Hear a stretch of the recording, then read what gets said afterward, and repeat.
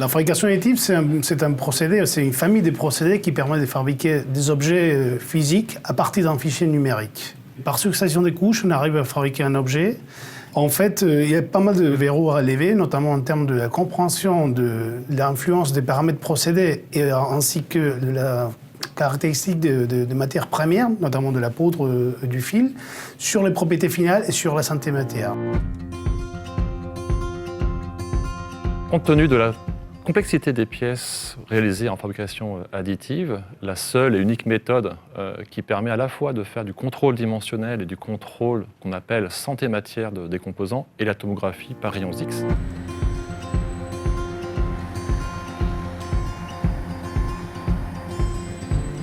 La radiographie comme la tomographie sont basées sur l'interaction des rayons X avec la matière.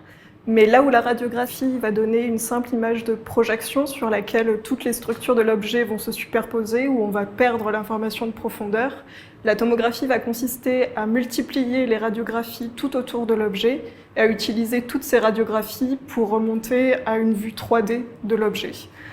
Donc sur cette image 3D, on va vraiment pouvoir naviguer, voir la structure interne de la pièce, mais également de détecter des manques de matière ou au contraire des inclusions. Donc on va d'abord pouvoir faire une analyse de type santé-matière avec des taux de porosité, par exemple, sur la pièce qui vont pouvoir être extraits.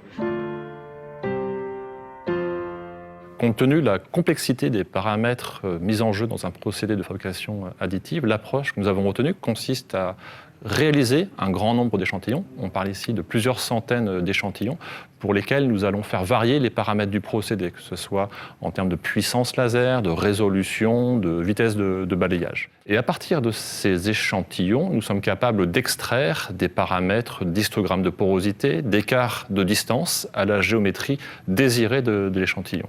Ensuite, ce que l'on réalise, c'est de trouver par des méthodes de type IA, d'intelligence artificielle, de trouver les corrélations pour regarder quelle est l'influence des paramètres les plus importants sur la qualité des échantillons, pour lequel on regarde, comme je disais, la résolution géométrique et la qualité matière, en estimant par exemple l'histogramme des porosités présentes dans ces échantillons.